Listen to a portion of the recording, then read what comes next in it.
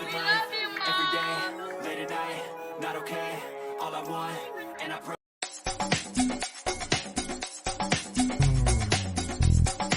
Showbiz Kachika TV.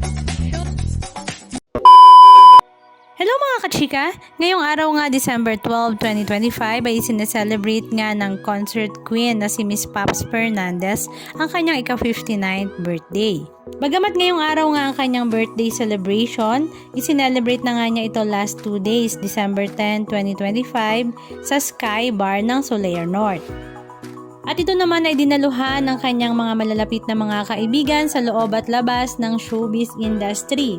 Spotted nga roon ang kanyang BFF na si Eric Santos, Bina Morales, Aiko Melendez, Ginger Garcia, at marami pang iba. Pero marami nga sa mga netizens at lalong-lalo na nga sa mga fans ni Pipay Paps Fernandez ay natuwa dahil nakita nga nila na naroroon din nga ang dating asawa ni Pipay na si Mr. Martin Nivera. Marami nga natutuwa na kahit nga matagal nang mahiwalay ang dating mag-asawa ay talaga namang full support pa rin nga sila sa isa't isa, lalo pa ngayon na birthday nga ni Pipay. At talaga namang kahanga-hanga dahil kahit 59 years old na nga si Miss Paps Fernandez ay talaga namang makikita mo na super looking young at napakaganda pa rin nga nito at very sexy.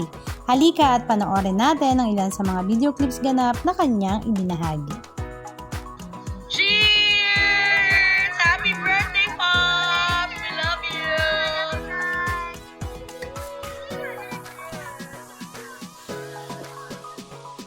Happy birthday to you!